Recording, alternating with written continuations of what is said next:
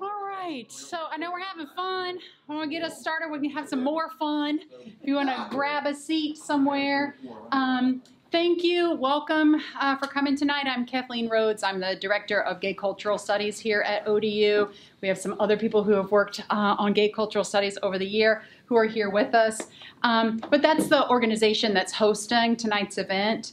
Gay Cultural Studies was formed in 2010, and through grassroots fundraising, like really grassroots fundraising, right, Charles? Yes. And public awareness, GCS helped establish a program of study at Old Dominion University that focuses on the contributions, concerns, and challenges associated with LGBTQ culture.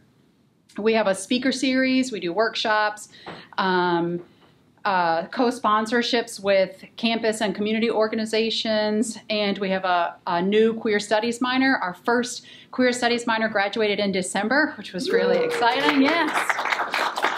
And we have some other queer studies minors in the room, so we can give them a hand too. And so what the organization does is it supports the research, the academic study, and the creative work of both faculty and students who work in LGBTQ topics. I would like to urge you, sorry, this is the fundraising portion of tonight's event, but I'd like to urge you to help us continue to do this kind of work by making a donation. So everybody had a little flyer on their seat. You can easily scan that with your phone, or if you don't like to do that, you can just talk to me and I'll give you the link. But that pulls up the ODU website. You have to fill in Gay Cultural Studies to contribute to us, but we'd really love that support if you could do it. I'm also the director of the Tidewater Queer History Project. I just try to be extra gay all the time. And that's a community-based organization that works to collect, preserve, and celebrate local LGBTQ history, something that we definitely have in common in that work. And we also work with ODU students to do things like create walking tours in the area. I've worked with a team. We just built 3 immersive virtual reality experiences of historical places in the area of historic significance to LGBTQ people. We worked with the ODU Library to digitize the full 22 years of Our Own, which was the gay and lesbian newspaper. Some of which I sent you. Yes, yes. Well, actually, you sent us all 8 issues of the paper, the competing newspaper for a little while that we have. So yeah, we have 8 months of the paper and then 22 years of Our Own in the ODU archives now. And both of those are digitized, so you can, from the comfort of your couch or wherever, go look up local gay history. Let's see, what else? We've also built the region's largest digital repository and physical archive of local LGBTQ history, thanks in part to some of the contributions of memorabilia from people in this room. If you're here, you're probably a history fan, so if you didn't grab any of our buttons, they're free Tidewater Queer History Project buttons and a series of trading cards outside on the table. Please feel free to do that. Eric Haas is here from Outwire 757, and he, on the other table, some of you might not have seen this, it wasn't here when some of you got here, but he has brought us free issues of his magazine that features an interview with JD, so grab one of those on your way out. But I want to get to why we're here, which is JD, the really fun part. I'm really happy to introduce JD Doyle. He was the producer of the monthly radio show Queer Music Heritage, which was part of Queer Voices on Houston's KPFT-FM. Did you have to say that a lot? It rolls off my tongue. Oh, because it's hard. KPFT-FM. KPFT-FM, 90.1. Oh, that's why you did it. That's why you had the job. And he also co-hosted the weekly Queer Voices program. Come on in. Queer Music Heritage took a music, history, and entertainment documentary approach to the sharing and preserving of LGBTQ music. He was and I'm not going to, I had a lot more to say, but I'm going to let him talk about that because it's a really cool site. All of his sites are really cool. But he was also the recipient of the Out Music Award for Outstanding Support in 2002. In 2004, he was selected as one of the first 100 people inducted into the GLBT/Queer Hall of Fame. In 2009, he received the award for Lifetime Achievement in Music from the Stonewall Society. And in March 2012, he received the Alan Berube Prize from the Committee for LGBT History in San Francisco. Yeah. And also in 2012, he began work on what would become the Texas Obituary Project. That's another initiative that you're going to hear about tonight. He combed through hundreds, probably more than hundreds, right, of newspapers, thousands of newspapers and magazines to create a searchable archive of obituaries that would honor the memories of those who had died of AIDS. JD's based in Houston now, so he came to us from almost all the way on the other side of the country. But he has history in our area, as many of you know, because I saw the reunions as you came in. While living in Norfolk, he served as one of the editors of Our Own, covering local, state, and national news of interest to LGBTQ people in Hampton Roads. And, you know, I could really go on and on with his awards and accolades. There are a lot more that I left out of this. Sit down. Yeah, keep going. But I want to turn it over so we have some time to hear from him in his reading. So, JD, thank you so much for being here tonight. Thank you, Kathleen. Thanks for asking. So pleased to get this out of a crowd. I'm stunned. Yeah. Norfolk does it good. You're right. I asked for this slide to be first, to go through the websites, kind of set who I am, which she told part of it. I started with the Queer Music Heritage site in 2000, and that was a monthly show. It was an hour show, and my joy of doing that was to capture queer music, and I wanted the most obscure music I could find. These people probably never got played on the radio, never thought they would have a chance to get played on the radio. So I would honor and gather their music. Sometimes these were cassettes, sometimes either CDs, sometimes LPs, even back to 78s. So I captured this history, and it was my joy to do that. I covered it in many genres, almost any genre you could name. I didn't do polkas or opera, but most everything else. I had a 3-hour show on gay hip-hop, a couple shows on gay country and western music, and 8-hour show on gay Christian music, 8 hours on queercore. There was spoken word, musicals, jazz, whatever it was. I was interested, and I loved it all. So it's all captured. It's all now archived. I stopped doing that show in 2015 because I was itching to do other things. And the next thing I itched to do was HoustonLGBTHistory.org. in 2014. And I called it LGBT, side story. I did a Google search that year. Is it LGBT or GOBT? It was 10-1 LGBT. So it goes back that far. So captured that. And that's a tribute mostly to Houston, but it's a lot of stuff that's statewide. I guess the 3 Ps are pride, politics, and publications. Publications is dear to my heart. I love scanning, digitizing the old publications back to the 70s or whatever, and making those available because they're not available.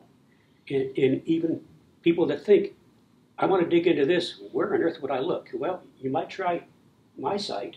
I've got lots of publications from Dallas, San Antonio, Austin, and certainly lots from Houston. There was a publication called This Week in Texas, which was the one we're most proud of. It lasted from 75 to 2013. There were 1,518 issues, and I digitized all of them because I'm crazy. And they're all searchable on my site. So you can track Houston history, what was going on. If you want to know, okay, when did this bar open? Well, you can figure it out by searching and find when it started and when it stopped. And go through like that. At the same year, super crazy, I started the Texas Obituary Project. I spotted a site in San Francisco run by the Bay Area Reporter. They were scanning the obituaries from that publication, just thumbnails with a search engine. And I was interested in that, but I thought I can do it differently and maybe better.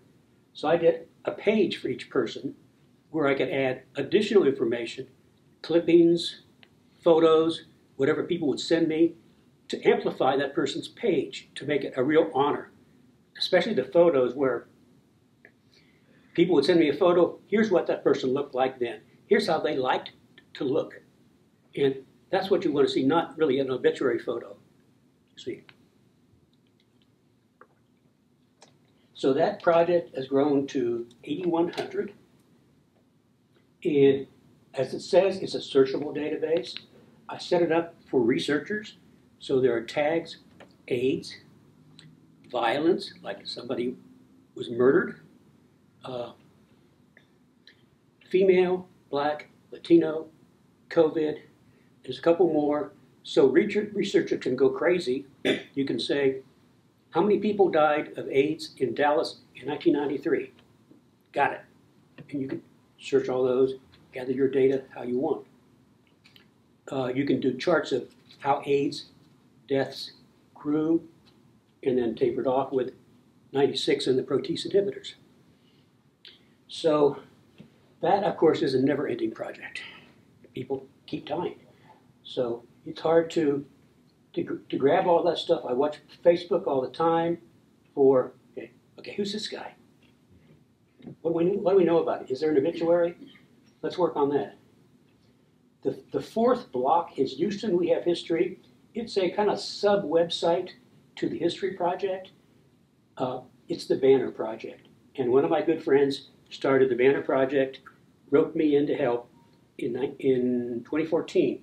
It's a pop-up museum of queer history for Houston. And we are popping up 50 now, banners, 30 inches by 60 inches, and they're very colorful. And in an exhibit hall, they look great.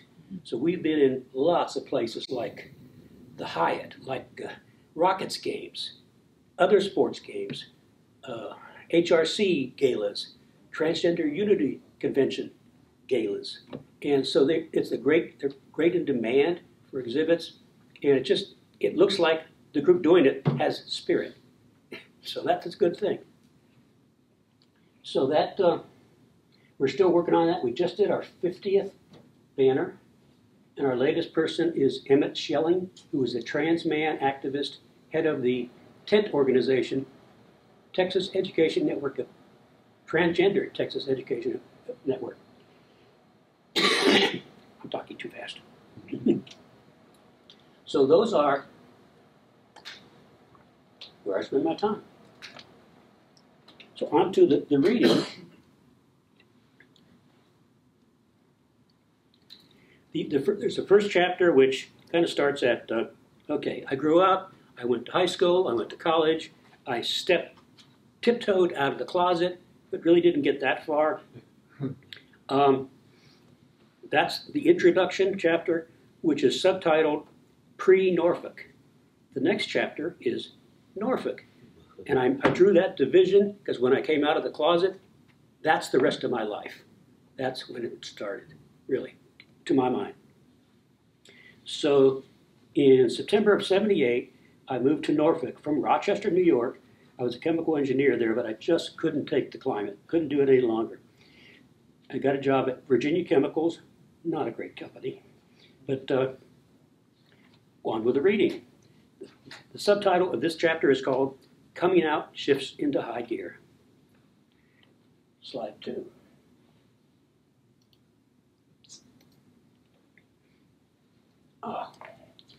That's not a picture from back then, but that's the UUG, the Unitarian Church.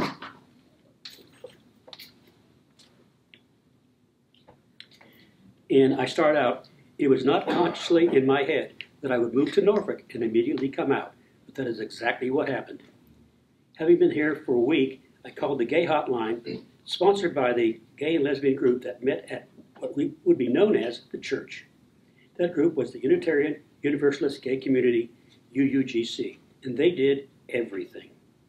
Established in 1976, their activities grew to include operating the gay hotline, providing speakers for colleges and community forums, issuing a newspaper, and other general social and educational activities. The group also organized several conferences, held at a local university. This one, the fourth Tidewater Lesbian and Gay Conference, June of '80, featured about 50 workshops and 8 keynote speakers. This was quite a sophisticated project put together by a very talented group of people. Some are here. The church gave them full autonomy, essentially leaving the group alone with very generously allotting space for meetings and quite a large room for newspaper production. The person I reached on that first brave phone call was Dennis Buckland, and he gave me the specifics of their meetings, inviting me to stop by. Many have described their first contact, as when they drove around the block a dozen times before they found the nerve to actually stop at a meeting or a bar. I only drove around the block once before I parked the car. The group consisted of both men and women. I was amazed at how welcoming everyone was. I bonded with several of them quickly. Dennis would become a very close friend, and I remain in touch with others to this day, some that are here. Before I was with the group very long, I started volunteering, next slide, with the newspaper, Our Own Community Press. This included typing up articles, writing them, doing hand lettering, the layout work, etc. Obviously, this was pre-computer and word processing. There was no publishing programs available and no spell check. Articles had to be typed by hand in the exact column width desired for the final layout. So if you wanted to have a photo kind of a catty corner in the middle of the text, you better type it that way and figure that out. Headlines were done by hand, one letter at a time, using a product called chart pack letters, still sold today. This is a method of transferring letters onto paper by rubbing the letter onto a sheet, the desired font and size. Very tedious work. Well, newspaper work was new to me. I soon discovered I had the aptitude for doing the layout, and it wasn't long before I was in charge of that. In a volunteer group like that, if someone wants to do something and they can do it, they are generally gladly given that role. As in most volunteer groups, most of the labor was done by a small group of people. There is a dedicated core who managed the writing, editing, typing, layout, distribution, advertising, soliciting, and photography. Next slide shows us, Lori, shows us the part of the newspaper staff. That was Jim Early on the left side, a little bit cropped, and counterclockwise is Susan Stratner, Lynn Johnson, Fred Osgood, me, and Robin Wagner. Okay, where does this pick up? More of my involvement with the newspaper. I want to detail this part of Norfolk gay life, as it was never really been captured, and the historian in me says I need to do this. I had already been volunteering for the newspaper for almost a year. In the late summer of '79, editor Jim Early announced he intended to step down, having filled his role for several years. There were few people qualified to step into his shoes, and even fewer who wanted to. So, although I was already spending about 20 hours a month doing the layout, I reluctantly agreed to be the editor. This was one of the best decisions of my life, as my involvement on Our Own was one of the proudest accomplishments of my life. I guess you could tell this by my writing so much about it. Next slide. That's Fred Osgood, myself, and Bill Davis. Bill was very active in the group. Fred, what was Bill's trade? He's a social worker, clinical social worker. Okay, very smart guy. My first issue as editor was the October '79 issue, which provided coverage of the first March on Washington for lesbian and gay rights. What a thrill to be doing that at that time. With Norfolk being only a 3-hour drive from D.C., many of our members were attending, probably 30 to 40. I was also one of the people covering the event for the paper, keeping notes on different parts of the weekend, taking lots of photos. And next slide. For the edition of the paper after the march, we filled a full page with a collage of photos from it, including a photo of myself. This was a conscious step in my coming out process. No one was identified in the photos, and it was unlikely anyone from work would ever see it. But this was overcoming the fear and hesitation to have my photo in a public newspaper. It was another step in owning my identity. So that's the image from lower corner there. The coverage on the March on Washington was certainly one of the highlights of my term as editor, which lasted less than a year. Another occurrence that stands out was a small controversy involving one of the bar owners. Next slide. Our newspaper was distributed in all the gay bars in the city, which was where the vast majority of people would obtain them. We were running a November '79 issue and a small story about local policemen threatening to enforce the state's ABC laws. Those laws included the authority to suspend the license of an establishment that had been determined to be a meeting place for homosexuals, along with a laundry list of other unsavory groups. The law was seldom enforced, but the police were flexing their muscle and had the ABC laws on their side. Businessman Dick LaDon, I'm sorry, I skipped a slide. This is more of the march. If you recognize me, I'm right there. Upper East Side Dennis Buckland. And I acquired that photo like 35 years later than this happened. I was going through archives in Houston looking for photos for a project and just flip. Oh my God, that's me. Of course, Houston photographer. I was living in Norfolk then, but just amazing. I was able to borrow the negative and have the print made. Now I'm ready for the next one. Back to the Orr House. That's Dick LaDon. Ooh. And, okay, where was I? Dick LaDon owned two of the more popular bars, including the Orr House. Although, ironically, he was the one who gave us the story to begin with. He had changed his mind. He now felt that reporting on police harassment would be bad publicity. He came close to threatening that if we covered that story, he would not allow us to place the paper in his bars for distribution. I'm pleased that instead of caving to that veiled demand, I instead wrote a half-page editorial detailing for the whole community to read the issues and his intent to stifle our coverage. The result was that distribution continued uninterrupted. Next section I titled Separatism Issues. Next. Another issue I dealt with during the time as editor was separatism, which was very present in the community and across the country in the late 70s. This is something very seldom heard about today. There were many lesbians who would have nothing to do with gay men or men in general, in any context. When you considered some of the group's projects, both local and national, this would sometimes bring its own difficulties in trying to accommodate various viewpoints. For example, it was common for separatists to spell the word women W-O-M-Y-N, W-O-M-O-N, or W-O-M-I-N. Man is not part of any of those words, to avoid any male connection and to make a statement. One way we handled this was to dedicate the two center pages of the paper that would fold out together as lesbians front and center. These pages were produced solely by women, and I like to think that personally I dealt with the various challenges would be a strong influence on my later activism work. The presence of discrimination was ever important in our daily lives. So in every monthly issue, there was a section, usually on the second page, near the masthead, giving the names of those who helped on the issue. In those days of no job protection, very few people agreed to have their full names listed, including me. This is making my throat dry.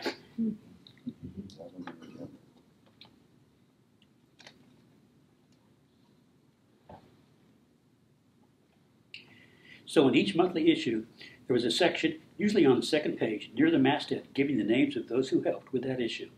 In those days of no job protection, very few people agreed to having their full name listed, including me.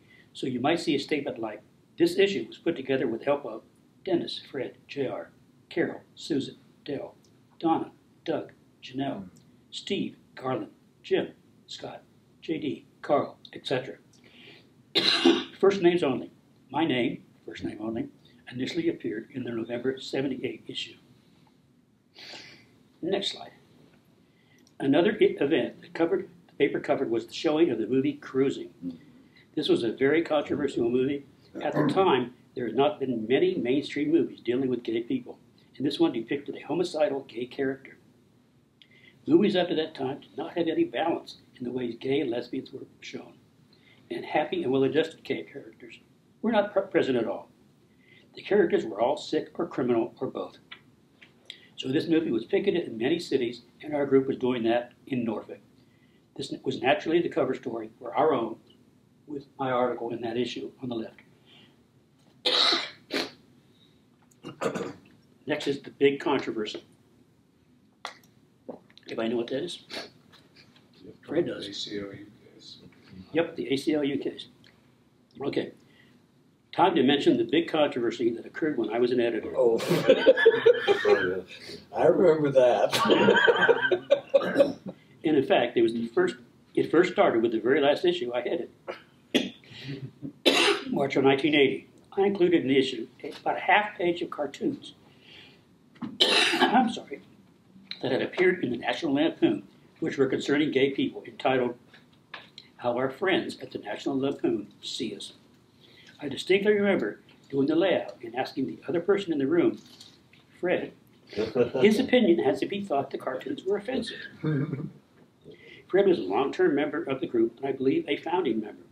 My reason for printing them was not for humor, but to, in a way, report how other publications viewed gay people.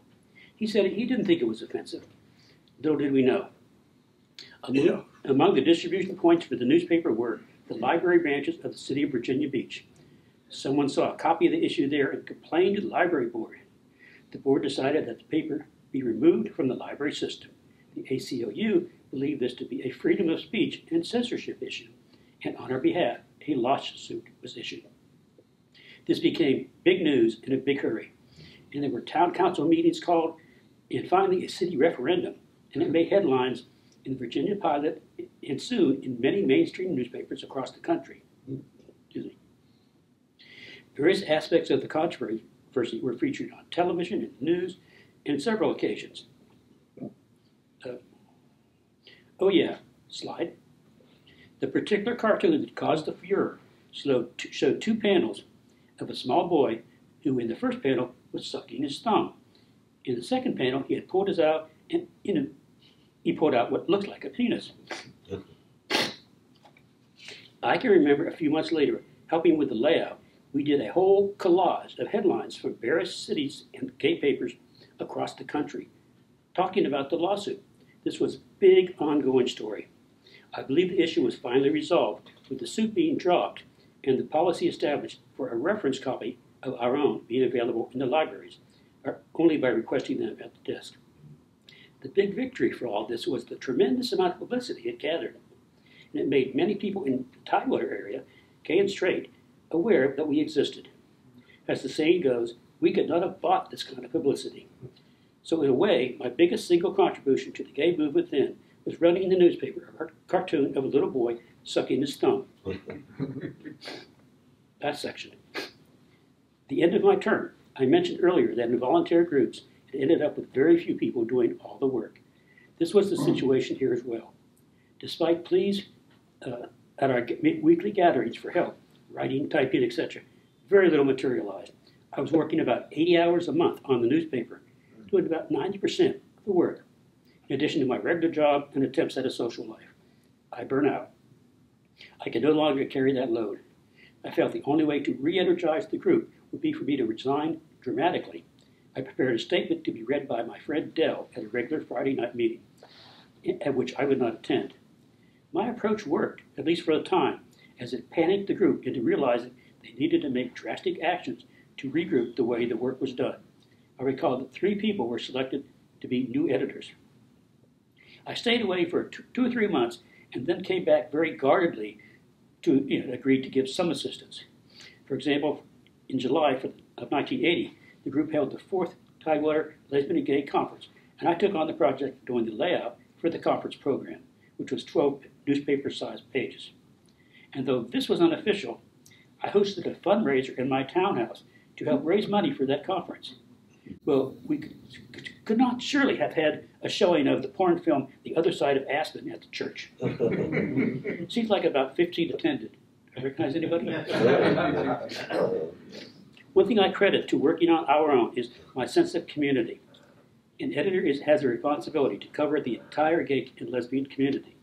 Again, this was way too early for the BT LGBT to be part of the equation. Without patting myself on the back, maybe a little. I've been told a number of times that my approach to my websites, and maybe in particular my queer music heritage programming, was very inclusive. This was not just in covering the musical genres. I worked especially hard honoring women's music and that of transgender artists. I was having fun and not even thinking of it being extra work. I hope providing this much depth into the involvement of our own community press will explain not only my ability to use my experience as entree to various newspaper offices across the country, but to show my avid interest in doing so. And what I'm referring to there is when I started my trip very soon into this, I kind of parlayed I was editor of our own. I'd like to visit your offices in Arizona or wherever. And everybody welcomed me in, and gave me tours, and usually a couple, 3 hours talk about the community. I was able to find out what was going on in all these cities right away, and the inside scoop right away. What bars to go to, what not to go to. And for example, in San Diego, JD, there's a gay play this Friday. You may be able to get a ticket. I did, but it was my networking that did all that. So that worked very well. That's all the reading, but I got some more slides. Sure. And that's the Nickelodeon. Y'all will recognize that famous logo that Steve Brown used. We love Steve Brown. He was very supportive of our own UUGC. Very supportive. That's a photo of the bar taken a couple of days after the sign was removed on the front. They were getting ready to demolish like the block. So I'm lucky to have that sign. I contacted Steve a couple of years ago. He passed away last year. Yes. I contacted Steve a couple of years ago. He sent me that photo and slide. Oh, he sent me this photo of what used to be the business before Nickelodeon, called the Tuxedo Lounge. That's right. With 2 of his employees. Next, he also sent me Nickelodeon nickels and a shirt. Steve was terrific. After it closed, I wrote an article for our own saying, if this is Tuesday, I must be at the nickel. Next slide. Couple, 3 more bars, and this is the Q Club. Yep. I didn't go to that one as much. It was owned by Tony Pritchard at 46th and Killam. Tony's other bar was the Late Show. Oh, yeah. Oh, man. And that's Fred's membership card for the Late Show. They didn't advertise, so I don't have any ads for the Late Show. But that's... You couldn't advertise. Right, they couldn't advertise. So that's the membership card, thank you, Fred, from '84. They must have started that soon after I left, because I didn't have a membership card, and I should have. But so that was going on there. Next, the Paddock was a sort of a leather bar. Leather and Western. And next slide is the actual bar. It's on a corner. It kind of did its thing pretty well. And next slide is our favorite breakfast place, Shirley's. We spent many a weekend mornings getting breakfast at Shirley's. Great bar. Great bar. To kind of set the stage and simplify things a little bit, I was laid off from my job as an engineer at Virginia Chemicals, along with about a third of the employees. I wasn't upset by that. I sold my townhouse, moved in with some friends, among them was Fred, and planned my trip. I started the trip in April of '81. Remember, this was pre-cell phones, pre-internet. I was driving around the country in my '77 Buick Skylark with no air conditioning. I wrote the journal just for myself because I never kept a journal, but I knew this would be a different experience for me where I would be way out of my box in dealing with people solo and trying to network and trying to experience. I covered 27 states, 180 gay bars. There were 140 photos and images in the book. I picked up 43 tricks.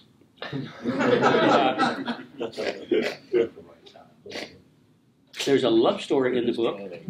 I started Norfolk, Raleigh, Atlanta, New Orleans, Baton Rouge, Houston, met a guy in Houston, fell in love, and that plot carried through the rest of the book. And so when people say, oh, I'm interested in your book, I want to read about San Diego. No, don't jump to San Diego. It has a linear plot. Start from the beginning and stick it that way. Let's see. How did it become a book? It became a book because now I'm a historian and I realize this is uncaptured history. Up to that point, no one's done this.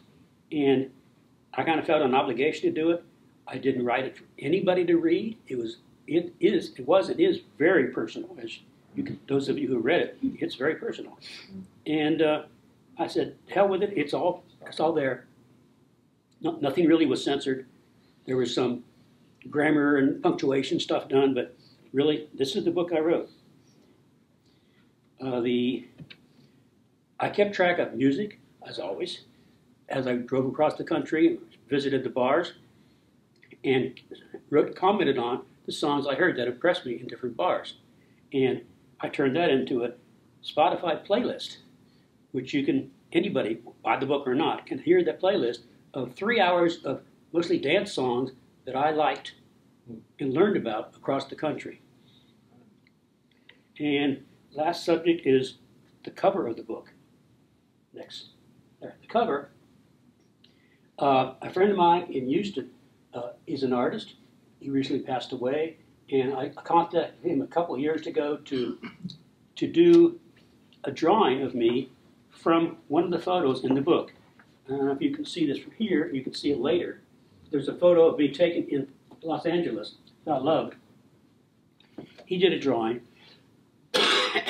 full body drawing, and I gave it to my editor, publisher. He decided to crop it at the mustache to create some mystery, and I thought, that's great. And unlike Kathleen, who cropped it higher in her ad, this version shows the bottom button on my 501 jeans, and that was what was done back then in the early 80s to show you were available. Right. I guess with the top button, I was pretty available. So I surveyed several people across the country to ask them about this trend, and that's what it was. And one guy said, I was just starting a conversation with him. I wasn't really cruising him. But then he said, yes, and I am available. Okay, good to know. So that's it. All right. Thank you.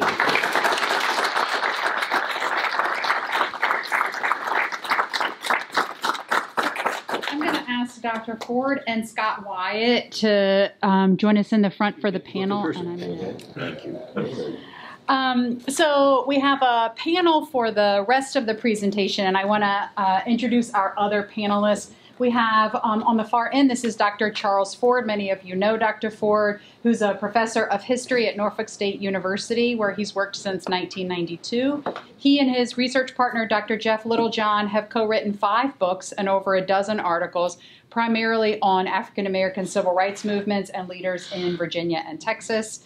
In 2015, they published a popular history picture book. Many of you probably have this, called LGBT Hampton Roads. And more recently, they've co-edited and contributed to a collection of local queer history articles called Glimpses of Queer Virginia, New Voices in the Old Dominion. And that'll be published by the University of Virginia Press. And Kathleen has one article coming out of it, too. Thank you. On the Hershey Bar. Yeah. Dr. Ford has served on the boards of Tidewater AIDS Crisis and Community Task Force, Hampton Roads Pride, and the Virginia Queer Film Festival. And he's led the History Experience exhibition at Pride Fest since 2012. And that's a lot of work for a lot of years.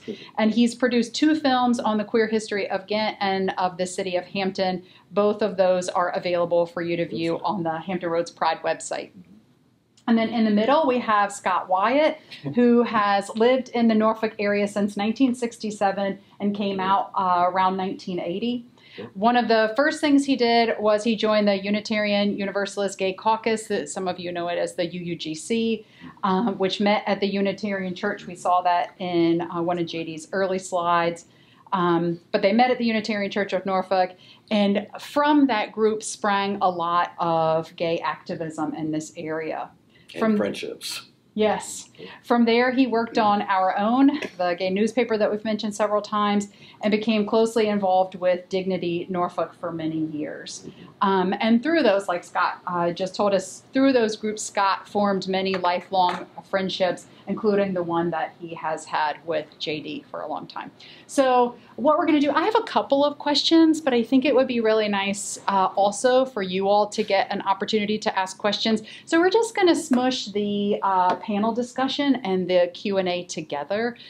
Maybe I'll get us started to give you time to think about what questions you might ask. But, you know, I always think about work with students. And one of the things that is always shocking to students are in Our Own, when there are those images, there's a map, and it lists all the bars and all the bookstores. And we're talking about like 1980, 1983, like for years those were posted. And every single time we look at them, my students say, where have all these places gone? I think I did that map. Yeah, you probably did. Yeah, there are several of them. It's like a pinwheel almost, too. Some of them, yeah, it sort of changed over the years, and places were added and some places closed and fell off the map.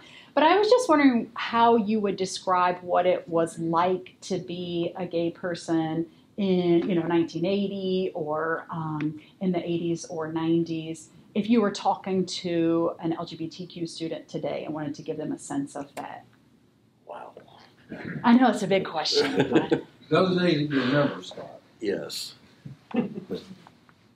It was difficult in the fact that, first of all, I found my tribe with the UUGC.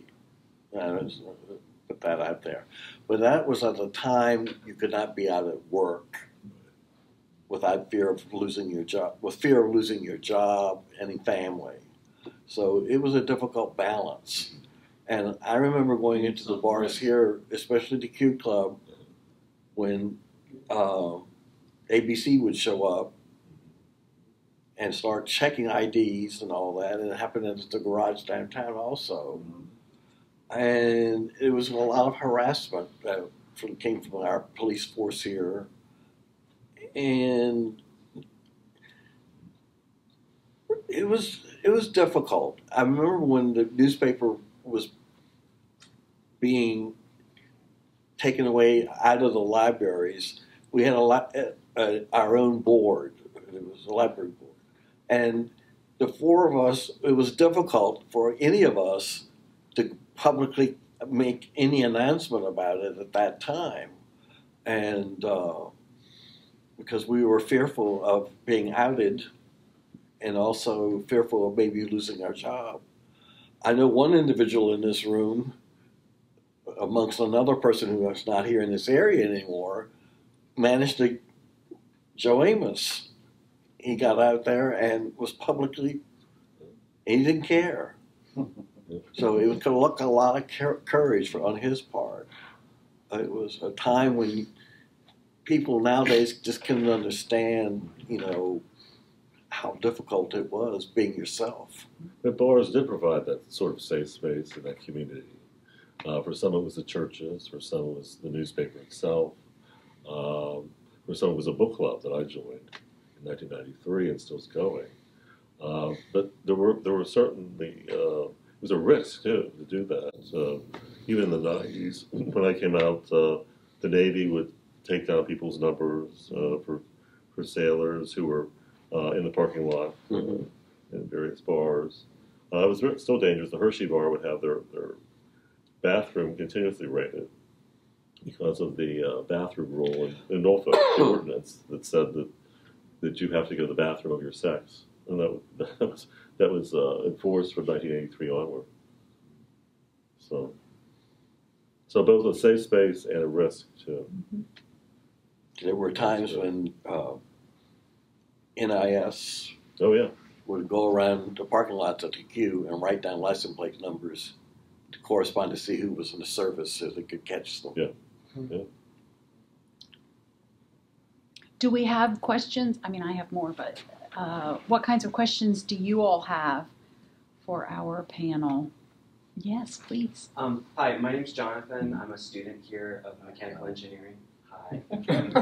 I was born and raised in Norfolk, and to go off of what you're talking about safe spaces, it almost makes me think of this new commentary on what a third space is. Like you have home, you have work, but you have to have something else. And even just in the list in the back of the bars that you left behind in Norfolk, that's so much more bars and safe spaces that we don't have in Norfolk anymore. That's true in all cities, I think. Yeah, totally. So my question is, what made that so possible then, and what does Norfolk have to change now to bring that back? Well, I think Norfolk's bars are doing quite well in Hampton Roads. There are fewer of them. MJ's is doing quite well, and it serves all kinds of different kinds of people. Zen's doing better. I think the internet has had a lot to do with bars disappearing. Yeah. Because people can meet people easier on the internet and certain apps. Mm-hmm. Because in those days, the only way you would meet people or want to meet people is to go to a bar, buy a drink, strike up a conversation. Right. And certainly the Wave presents itself as Metro since about 10 years ago. And it's been renovated and it attracts a very large audience.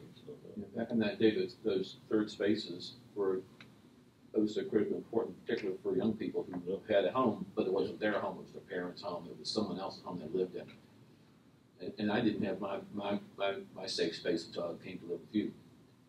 That was my first gay household. That was amazing. So I don't think it's going to go back to the way it was because socially, we're so much more diffused now and not chased after them.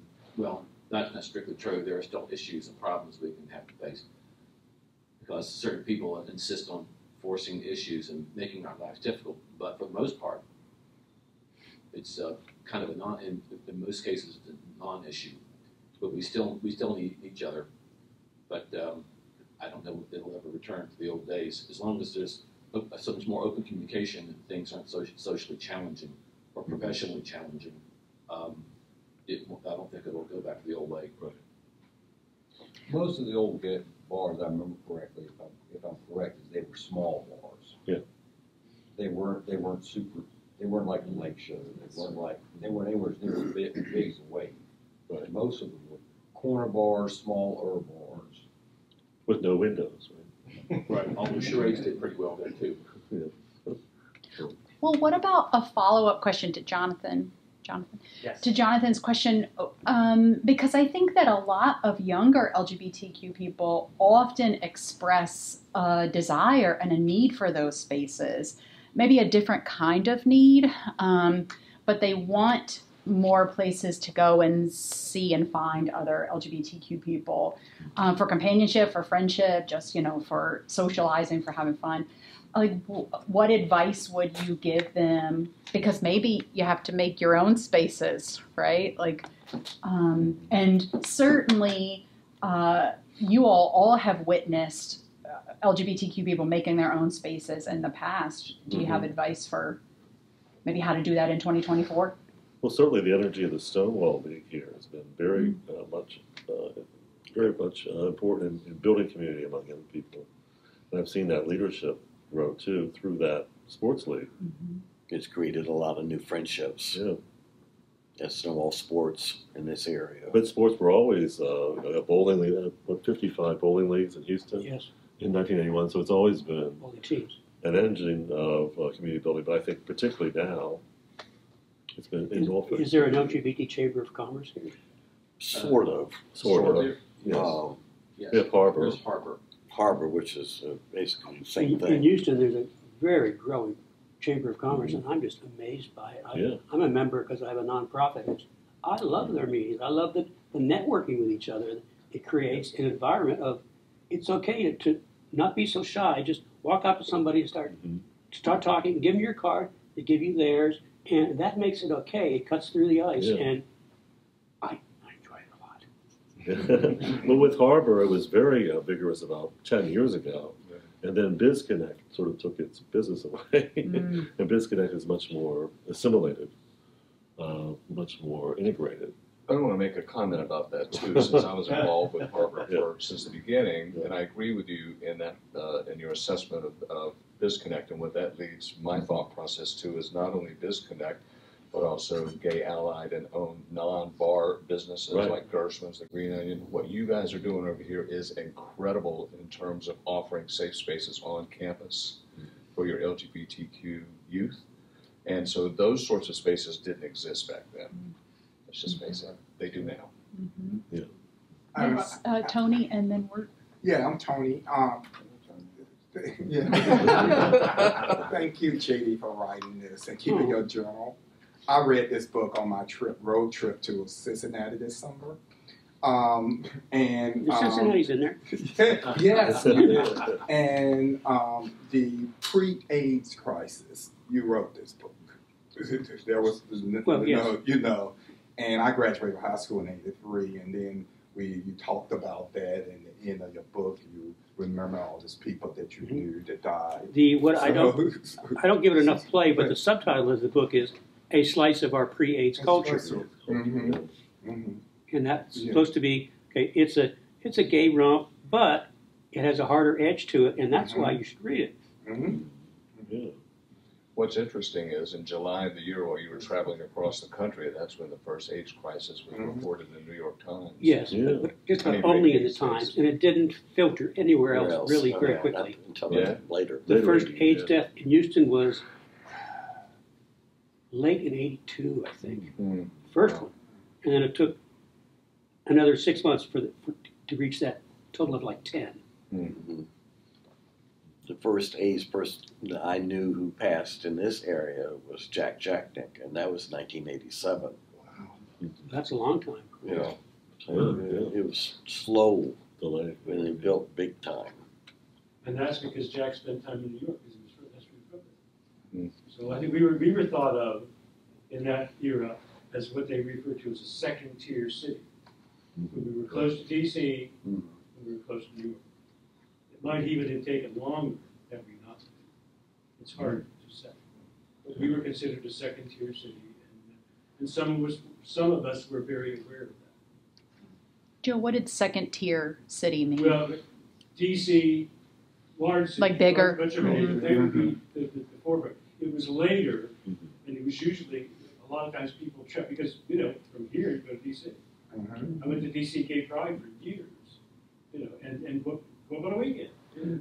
But a lot of on President's Day. But a lot of the leadership was decimated in the later 80s by AIDS here, especially when I came here in '92. It was not as energetic or robust as JD reported. When in the early '80s, Norfolk was really the center of Virginia's advocacy and just everything from the Unitarian Church and everything else here. And then it just all fell apart. By the early '90s, it just wasn't there. People were scared. They said that AIDS took the people who took a chance. Yeah. AIDS took the people that were the dares, the people that took a chance. And again, that was who AIDS took. Yeah. Is the people that were really dreamers or willing to go out there and try. And that would be how you would someone get leadership. Yeah. Especially back then, somebody would take a chance. Yeah. You got to take a chance. Yeah. Charles, are you saying then that, or would you say that that's what shifted? It's interesting to me because when you look at what was going on, Norfolk seemed to be the hub for the entire state. Sure, it was, and there's certainly been a shift in that. So people would come from Richmond to Norfolk. Right. And actually, I think it was Fred maybe told me one time that when people even in this area said, I'm going to Norfolk, that meant you were going to the gay bar. So it was so gay in Norfolk. Listen, I'm from the Outer Banks. Going to Norfolk meant we were going to the gay bar. A real gay bar. So you're saying, but now obviously that there's that shift back towards Richmond. I and think Northern Virginia, which wasn't there before. And also the forerunners of Virginians for Justice and Equality Virginia, a lot of them came out of Norfolk. The forerunners of those organizations. Well, you had the Navy too here, which and the leading big person, center of activity. And of course, I can't remember the guy's name, but the guy that was being court-martialed for being gay. Matt Lynch. He wasn't Navy, but Berg. Berg. Berg. Yeah, he was him. We went to fundraisers for his legal team. If you remember. and the meteorologist Pat Heck was one of the people that put together Virginians for Justice here. Right. He worked in Langley, but lived in Norfolk. But you think it was AIDS that kind of shifted? Certainly here, particularly the leadership was decimated by AIDS, particularly in the late '80s to about '93, '94. Thank you. I we was didn't just get going back to to you. comment as far as the bars and going back, and I think so many working with LGBT youth groups, people are coming out so much younger that we're finding they want alcohol-free spaces. Oh. So a lot of the gay bars in Richmond, let's say, will have fundraisers for those that don't have a problem with having a cocktail or can get in, but we're raising money because to find a space where they can go that's not that bar. So it's kind of changed because of that coming out earlier. Well, I think there were always young people. I remember staffing the information line back, and you would get people that would call you, usually young boys, and they would admit that they were less than 18, and you were very apprehensive to even speak to them. Even, and I have a rule.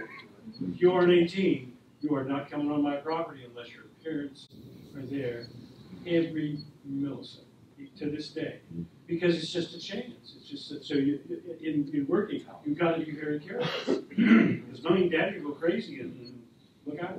Yeah. Right. Yes. Hey, thank you all for everything that you do for the community. JD, thank you for the book. I kind of went along with you on your journey. I loved it. Envy you that you were able to do that. I'm wondering about Norfolk. We talk about NCIS and you talk about the horrible police raids and all of that, but from a safety standpoint, was it safe downtown? Did other businesses just kind of leave the gay business next door alone, or how did that work? Because there were so many and so prevalent. It's interesting to me that there weren't, or I had not heard about infighting or fights and people getting hurt and that kind of stuff.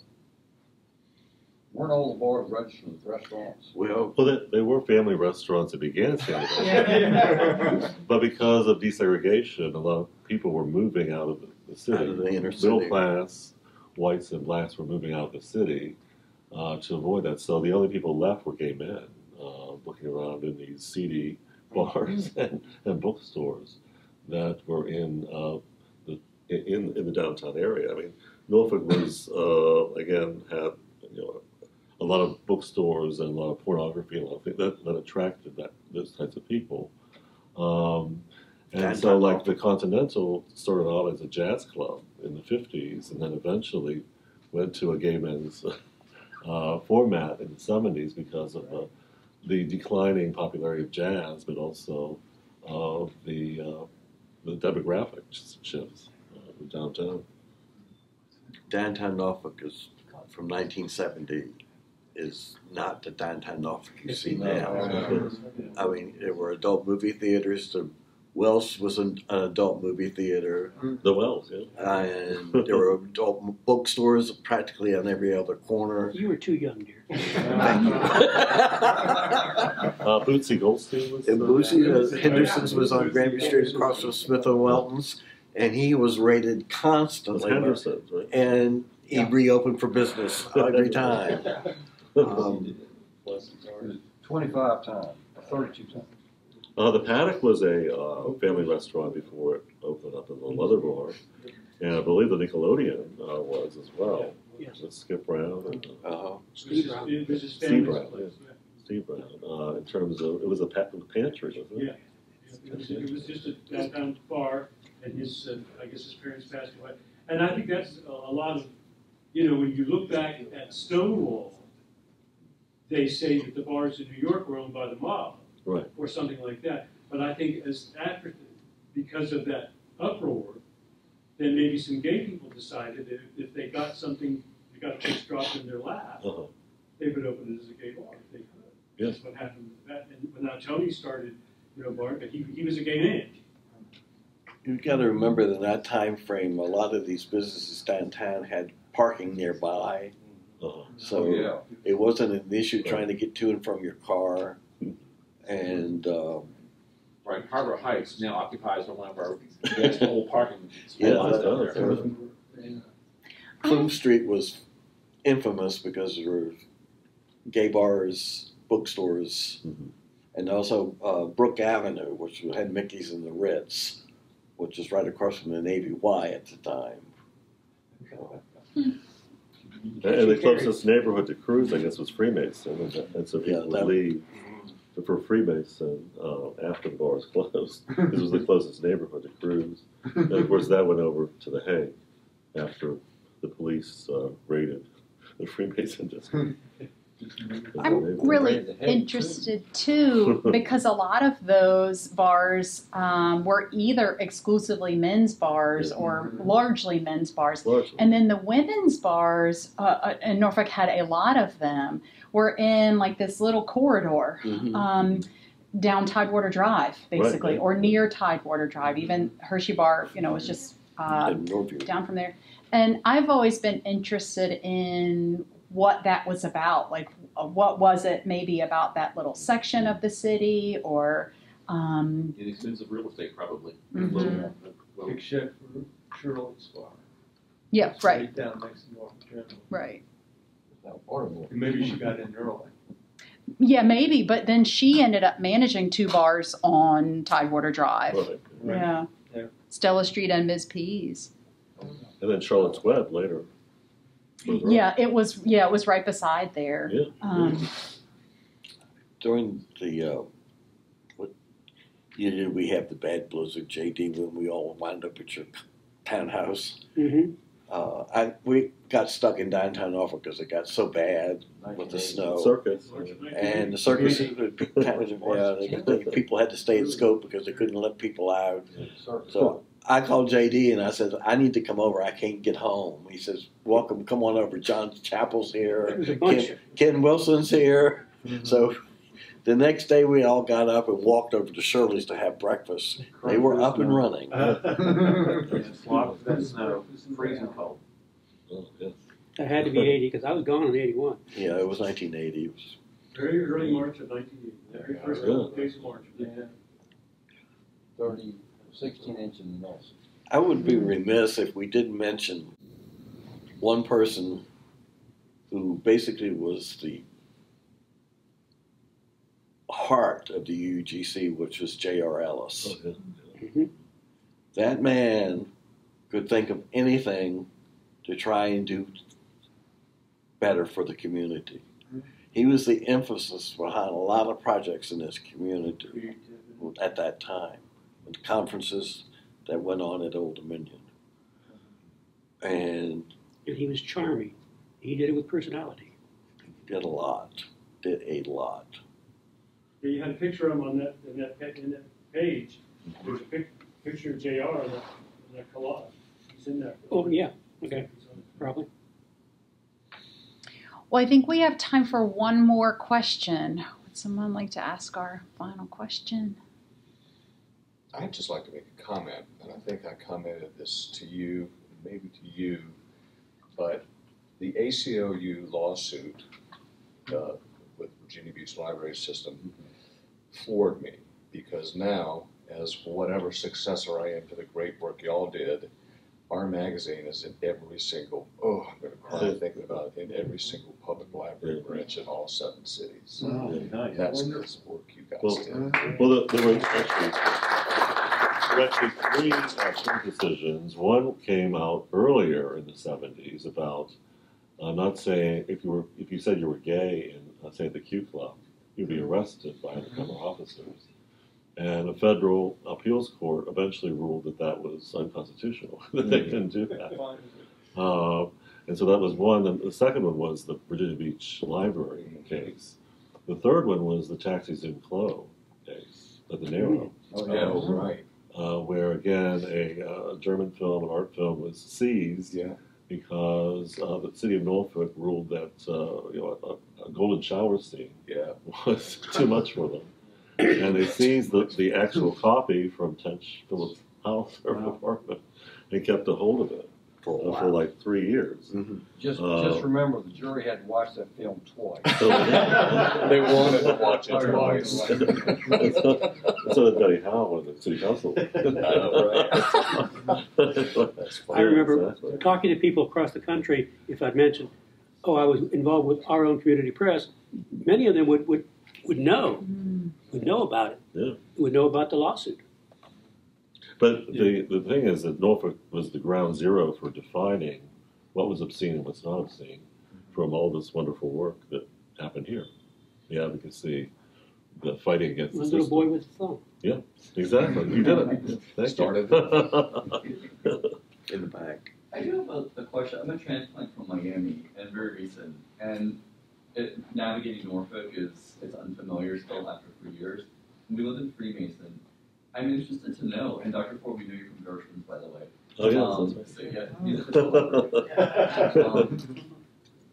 the redevelopment, if you would, of, let's say, downtown and Freemason and all that area in the 80s, was that the intent to clean up or clean out the gays in that area? Or is it really as harmonious as it appears on the surface, that the area is welcoming of gays, etc.? Well, Freemason was seen as an oasis by gays cruising late night, clomping on the cobblestones and making making the neighbors very uncomfortable. So they called it the police, who then would do various raids on people after hours of bars. And actually, that activity and that oppression, the kind of police oppression, led to the Hampton Roads Gay and Lesbian Pride Coalition, and also the politics of respectability, which meant that Pride Fest and other things could not have that kind of cruising or predatory behavior seen as bad. We would have to have frisbee throwing and no alcohol in a park with, again, families and women when they're... Drag queens with short hair? Exactly, yes. But respectability, the politics of respectability, which still reigns at Pride Fest today. We can't really go too far. They sell alcohol now to make money. Exactly, yeah. We have to have alcohol. But we can't be so different than mainstream society just to exist. We're being absorbed by mainstream society. Right, absorbed, yeah. You can conform to. Yes. Right. But Freemason had judgment fight earlier, and then you had the cruising, but then that just moved it somewhere else with the police action. Yeah. Well, that whole Granby, that area where these bars were, and I mean, even Colleen, and I mean, a lot of it has been so redeveloped. Like they repurposed all of these old warehouse buildings and made condos out of them. Was it just a setting opportunity for developers, or was it like cheap land, or was the intent to clean out the gates? Norfolk always tried urban renewal or urban removal of people they didn't like. Right. Either African American or gay or poor people or whatever. And they tried to always make it a middle class milieu is what Vincent Thomas wanted. Was again have it safe for middle class people. And of course that they succeeded in some ways. It's not as seedy or lower class or downscale as it was. The newest construction you see in Ghent is from the urban renewal period in the late 70s. Which is now Ghent Square. Yeah, Ghent Square. Yeah. That time frame, they promised that they would have housing for low and middle class people. Right. No.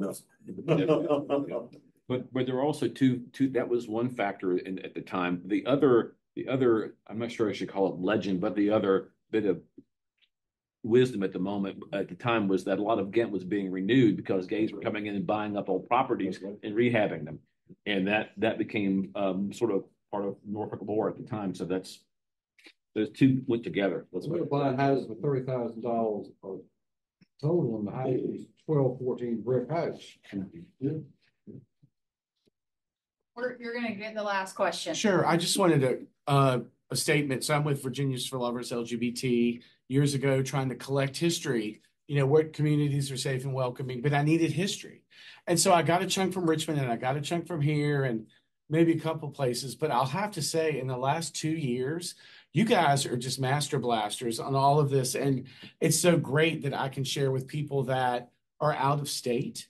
I mean, with, Eric and Andrew, Dr. Ford, and now meeting JD and everybody here, and Kathleen, your work.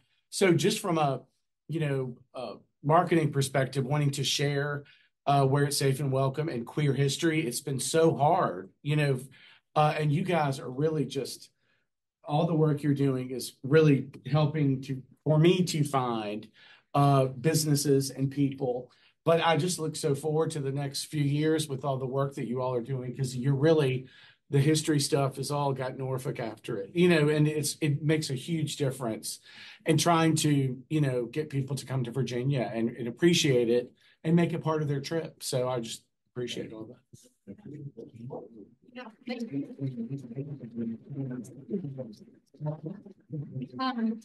Just to kind of let you know as well, one of the things that I do with Tidewater Core History Project is oral history collection.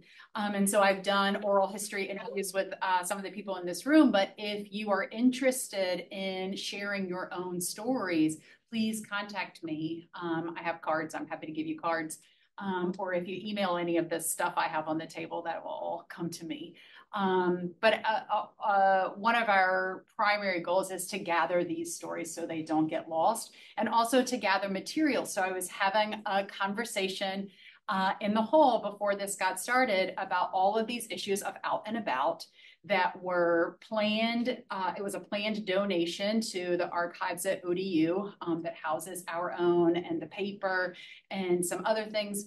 And the person passed away, and all of those issues were thrown away by the family. And this happens, this is a story that we hear over and over again. And so one of the things that we want to do at the Tidewater Core History Project is make sure that we keep as much of that material as we can. So also, if you have things, memorabilia, Scott, you gave me a tap handle from the Nickelodeon. Yeah. Closed. Yeah. So the night they closed, apparently everybody was like, this is my little memento. And Scott donated that to us. So please, if you have those kinds of things, or if you know about, I was telling you in the hallway that I just hate to hear that story so much, because I have spent years looking for issues of Out and About specifically, because we have 3 issues of that magazine. Found that many. Oh, well, Charles, yeah, let's talk. I guess I hadn't told you I'd been looking for them. You were just supposed to know that. But yes, please contact me and let me know if you have those kinds of things. I also want to thank our panelists, thank JD, thank all of you for being here. One of the things that I often tell my students is that in order to understand who we are and where we are right now, we have to understand the past. So I really appreciate all of you and your contributions as the audience in helping us do that.